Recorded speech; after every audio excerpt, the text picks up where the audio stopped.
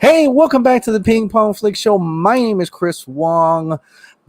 Today's show is going to be about the Suicide Squad, a possible main antagonist for the Suicide Squad.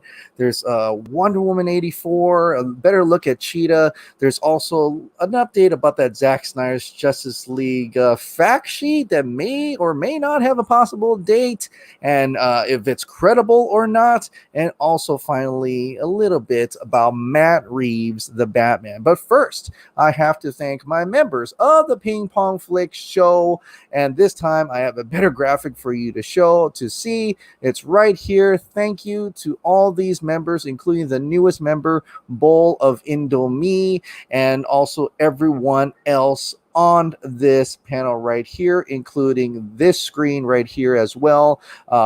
Pretty much my month. It's pretty much a month for these members that you see right here. So thank you to all my members here. And thank you so much for your support. Thank you so much for joining the membership, and also that you'll have gained exclusive access to content. And there's one coming up this Sunday. So I want to get back to the show, and the first thing I want to talk about is that Zack Snyder's Justice League fact sheet on the Warner Brothers press portal. Now, there is an update today, and maybe a certain explanation of possible Warner Brothers involvement in that matter, but here we go. Now, remember this. It says Warner Brothers, Zack Snyder's Justice League made for TV movies, and they had a premiere date. Then they have a thing where the date was taken off, and then the whole fact sheet was taken off altogether, right? So Steve Weintraub from Collider says, rumor going around that Snyder Cut is premiering in September of 2021. I reached out to HBO Max, and they say it's not true. Casey Walsh, who is a part of that, who can access the press site, says, again, wasn't a rumor. They posted it on their press site. It's since been removed, and I was told Q1 is still the target. My guess would be March, and I would love it March. I would love it to be March, early to mid. 2021 was what they were telling us before, according to this Variety article over here. In terms of Sandra Dewey, the president of productions business operations for Warner Media Entertainment, that includes HBO Max, had talked a little bit about Justice League's release, as I've reported on before, saying that the eagerly awaited Zack Snyder cut of Justice League will bow in early to mid 2021, Dewey said, without committing to a date. Early to mid 2021. So that's pretty much just from January to essentially June, right? So a lot of people are thinking March. Even Garza was saying possibly his guess when money would be on March. KCC says March as well. I would totally be up for a March landing date, right? I think that would be really, I hope that means that Zack Snyder has enough time to finish it. I don't want to rush him. But if that is his date that he wants to put it out, then that would be a really cool. It'll be at the beginning of 2021, and then we'll get to watch it, every week until all that 4 parts is over, and then we'll find out if we're get any more. But essentially, one step at a time. Zack Snyder's Justice League, if it comes out in March, I'll be really happy about that. But there's still that problem about this fact sheet. Why did Warner Brothers press portal put it out? And it has the Warner Brothers on it. We know from the trailer that it says Warner Max, and it really has nothing to do with Warner Brothers, right? I mean, it's coming out on HBO Max, and all the production for HBO Max is coming out of Warner Max, the production arm. So I went digging a little bit into it, and I pulled this up from a Deadline article when they created the Warner Max arm. Warner Brother Picture Group, and HBO Max unveil feature production arm for upcoming streaming service. This is from Deadline back in February 5th of 2020. And I dug this line out of it. The first Warner Max titles will premiere on the service in 2020, yet to be determined, and Warner Brothers will be responsible for distribution of these titles in all other media and territories beyond the HBO Max SVOD window. So there you go. I think that is why may have been a slip up or Warner Bros. It's going to be released on HBO Max via Warner Max on HBO Max at a different date, but maybe this premiere date is for something else, possibly an area on other media and territories beyond the HBO Max SVOD window, and who is responsible for distribution of said Zack Snyder's Justice League in all other media beyond HBO Max. Well, it's Warner Brothers. So that could possibly be why Warner Brothers is on this fact sheet, which has confirmed to be was real. It was real until it was taken off. So we'll have to wait and see about that. I don't know if that means that we'll see it in some type of TV format or something other than HBO Max right now. Just knowing that Warner Bros. Will be responsible for distribution of said titles. Maybe even throw it in theaters once it's safe to watch it in theaters. I would definitely watch it when it's safe to watch a 4+ movie in theaters in a comfortable chair, eating my popcorn, zipping my drink, and with the surround sound, IMAX screen. Hell yeah, give me some of that Zack Snyder's Justice League in theaters. But we'll have to wait and see about that. But I just wanted to give you an update on that matter. Now, I want to also update another thing, and this is in regards to SHAZAM 2. SHAZAM 2 is going to be called SHAZAM Fury of the Gods. But there is a poster update. Not that there is another poster, but it's in regards to that poster that came out at DC Fandom, the one that was drawn, right? So David F. Sandberg had to say this: if you're wondering why there's an angry raccoon and a dog in this poster, there was a part cut from the DC Fandom panel where that came up. I like the randomness more, though, and so this isn't an official poster. Just a fun gag for DC Fandom. So this picture right here is not the official poster. This is something just thrown together as a gag for the thing. So people who are wondering and freaking out, like they I don't know, some people I've seen that don't like the poster and things like that. Don't worry, this is just a gag. It's a fun poster. But our own very own Alex Lobo says, "Whoa, gag? Pony Smasher, are you implying Sinbad won't be a part of the Fury of the Gods?" And he says, "I only said the poster was a gag." And so I don't think he responded to anything more other than that. So it's still possible that Sinbad will actually be an actual character or cameo within Shazam Fury of the Gods. So that is the little update for that little thing. Now, talking about closer looks and getting a better look at things, one of the other movies that was shared at DC Fandom was Wonder Woman 1984, and it's getting close. I think at least it's the one movie that's coming out this year from DC. Hopefully still in theaters. Hopefully my theater is still open. We're on a lockdown right now, so I can't watch anything. But I'm ready to see this movie already. I mean, we didn't need the official main trailer, but they put it out and they showed Cheetah, right? But it was kind of dark. It was blurry. You couldn't really see her, and it was hard to look at. But now there is a better look at Cheetah from Wonder Woman 1984, and this is coming from Adriano Visconti, who had pictures of the official models from Wonder Woman 1984, Iron Studios, and you can actually see the badass armor that Wonder Woman Gal Gadot, or Diana Prince rather, has on her, but you do also see the cheetah as well, just a little bit. This is a better picture of it, so that's what she really looks like on screen. Now, Adriano wants to kind of just really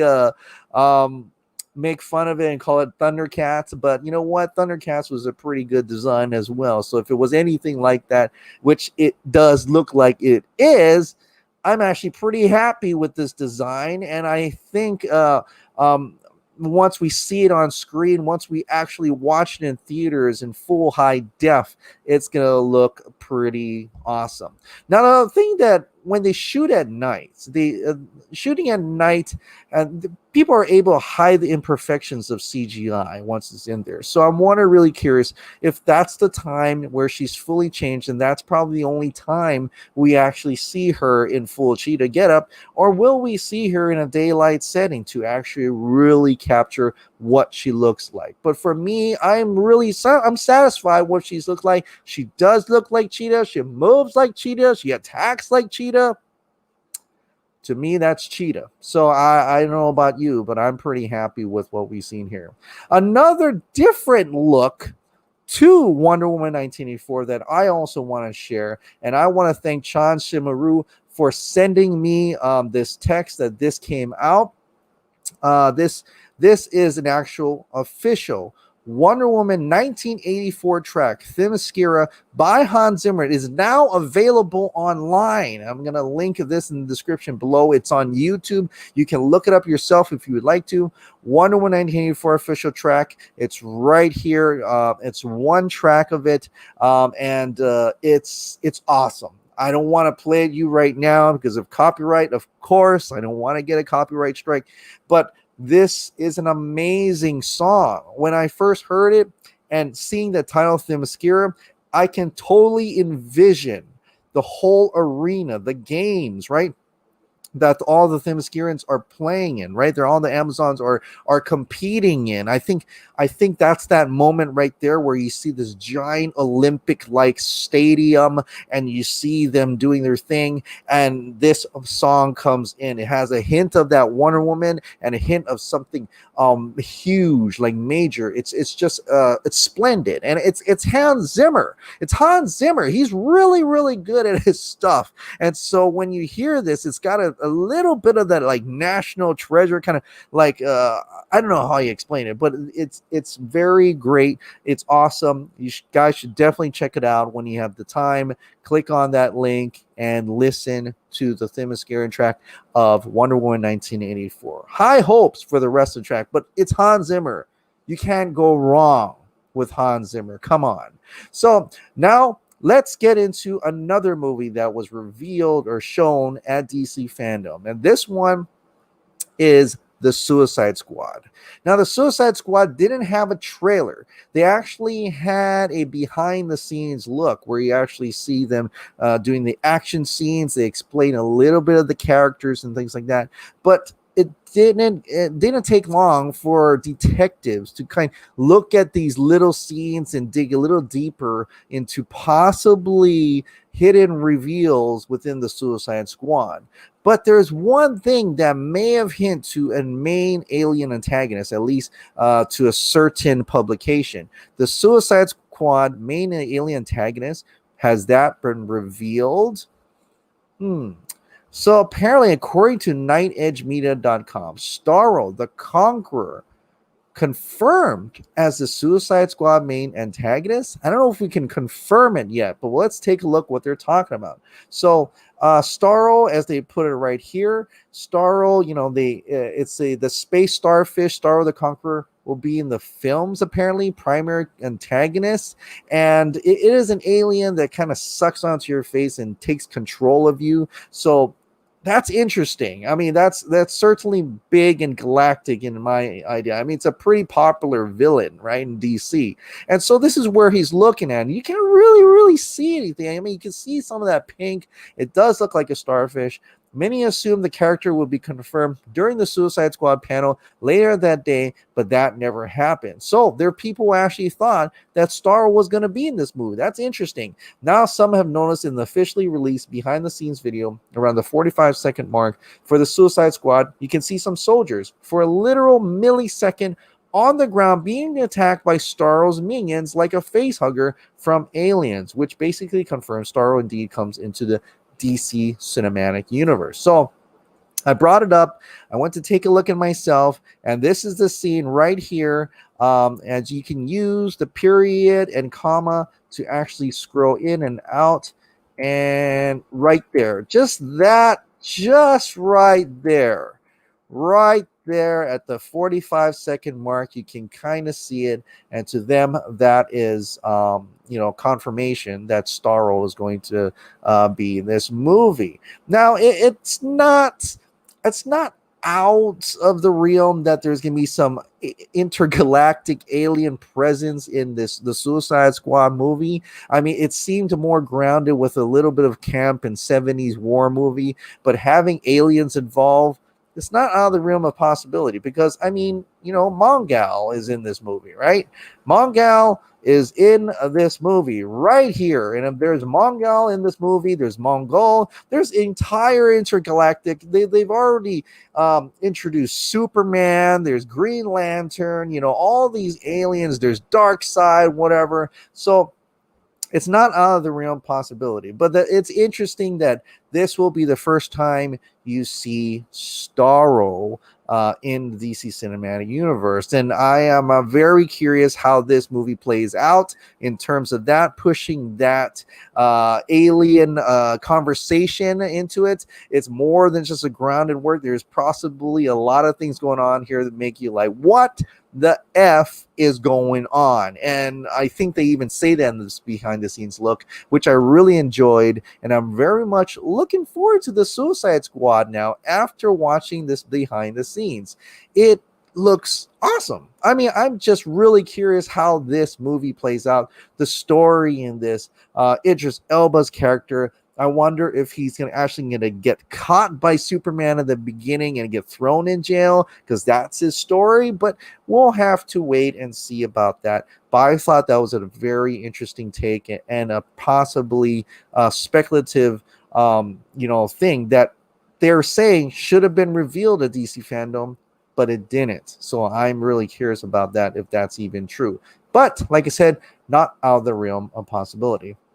The other movie that was talked about and shown at DC Fandom, it was only shot 25%, but the Batman has shown a lot. Matt Reeves has shown quite a bit of the Batman, and it looks awesome. It's possibly my second favorite trailer coming out of DC Fandom.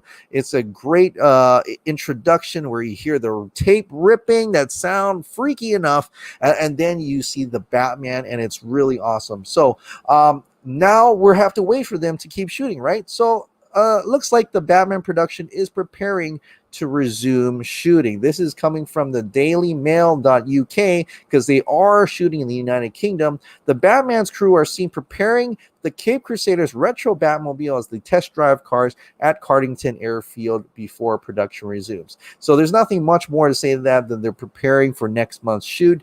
You see the muscle cars there, the multiple muscle cars that represent the Batman.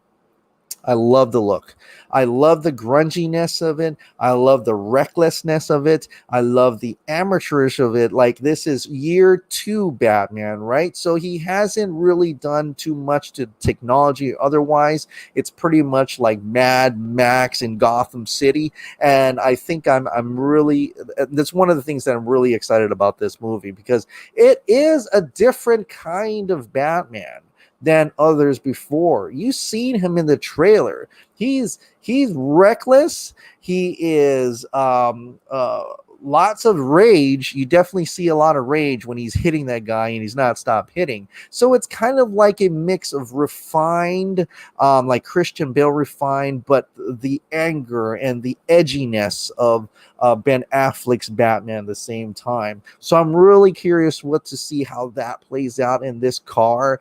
What's in that car? Is there anything else that car can do but go fast? I'm wondering.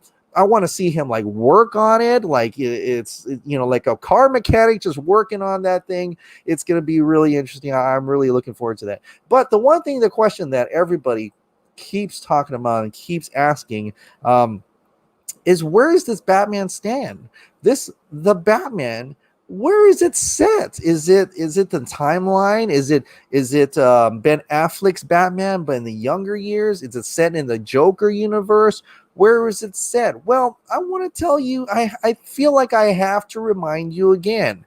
the Batman is set in a different universe. And I know there was so much things happening at DC fandom. There was so much content that I never got to cover every little bit and every single thing. I think I did have that top 10 moments though, and I hopefully that you got something out of that. But in the Multiverse 101 panel, Walter Hamada himself has confirmed where the Batman takes place.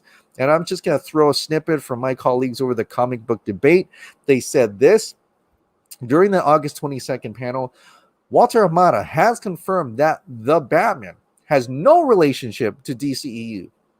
Will take place in its own Earth in the DC multiverse. And when you go back to that Multiverse 101 panel, which I believe is available online, or if you're a member, you can actually click on my reaction to that. You can hear him saying that, Matt Reeves, he's got his own universe. He's building out his own universe. He's able to do that, and he has nothing. He doesn't have anything to do with Gal Gadot's Wonder Woman. Doesn't have anything with Jason Momoa's Aquaman. He's building out his own universe, his own playpen right here, and he can build out the Batman over in the movies. He's building out the GCPD series over at HBO Max in that same universe. So that's where it's going to be. It's its own Earth. It does not have anything to do with Joker. Doesn't have to do anything with Ben Affleck's Batman or like the other, or even the Snyderverse as well. So I hope that just sets right here, right now, for you to understand that there is no way.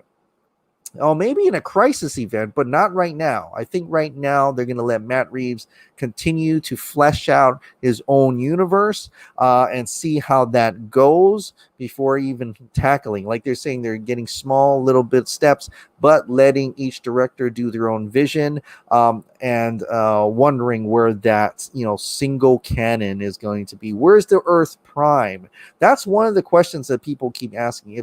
If Zack Snyder calls his Snyderverse Elseworlds, as he told Sean O'Connell, his Snyderverse is his Justice League is Elseworlds, then where is Earth Prime, right? And I'm thinking we may hear about Earth Prime, that single connective movie from the Flash movie. I think that's where we're going to hear about that, where that timeline is going to go. So I'm probably going to cover that in a different episode on my thoughts on the Flash panel. So be on the lookout for that. All right, guys. Well, that is it for tonight. I want to thank you so much for watching, and thank you so much for subscribing. Like I said, if you like this content, if you like this daily news update of DC content, please click like, subscribe, and hit that notification bell for more. Tomorrow, I'm going to drop in the morning the Superman Man of Tomorrow animated movie review. It was pretty interesting, but I'll tell you more about it tomorrow morning. All right. Thank you so much for watching. And I'll, once again, see you next time.